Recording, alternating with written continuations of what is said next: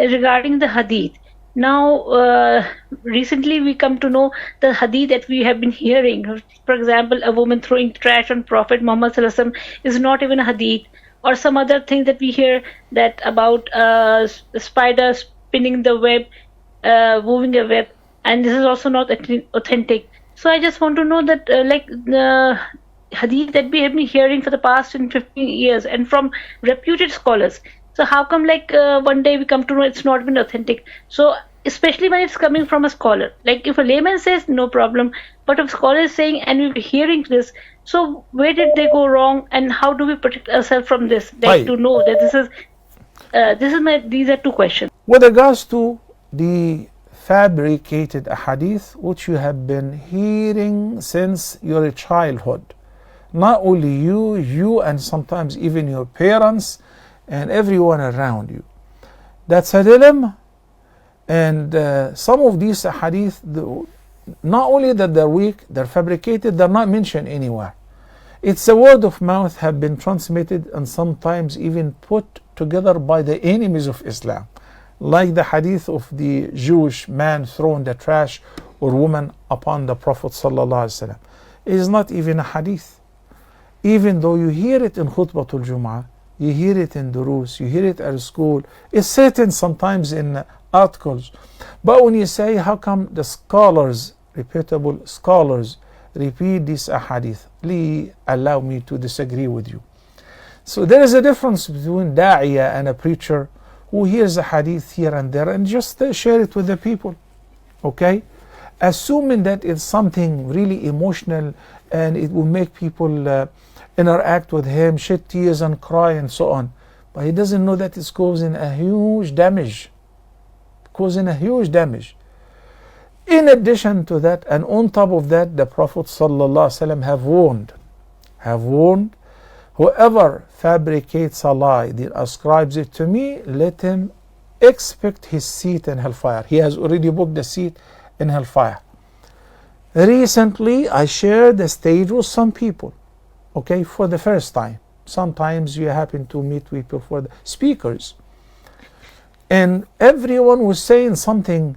To me, it was weird.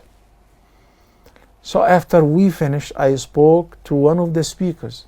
I said, Jazakumullahu khairan, thank you so much. Very emotional, very powerful speaker. Said, with regards to the story of Fatima, Prophet Muhammad's daughter, finishing the entire Quran, she dug her own grave and she lied down in the grave and she finished the Quran hundreds of times in her grave. Where did you get this from? Where can I find it? So simply said, well, it's like I heard it somewhere, I don't remember. Such person must be stopped from preaching, because I'm sure he or she have been saying this all over.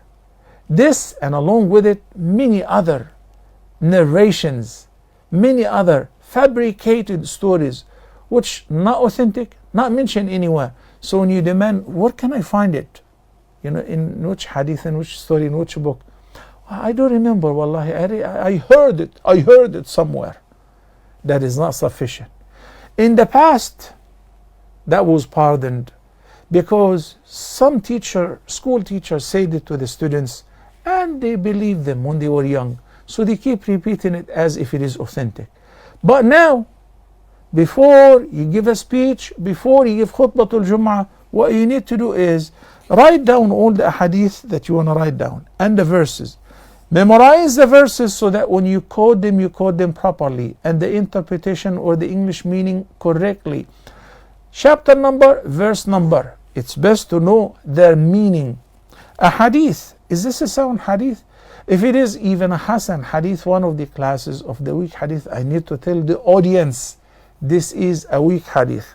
So please, we differentiate. We gotta differentiate between a alim, a scholar, as I said, and a da'iyah or a preacher.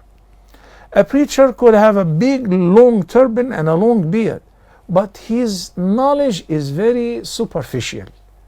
He is given khutbah, he's given ta'aleem, he's going for khuruj, but he is not a alim. But when a alim says something like that, it's really problematic. A alim wouldn't say it because he has to provide a reference. Anything that you hear and it confuses you, or you're having doubt in its regard, check it out. You call the program, you call your local sheikh, you go online and find out about it. Don't just settle for anything you hear and buy it and take it as is.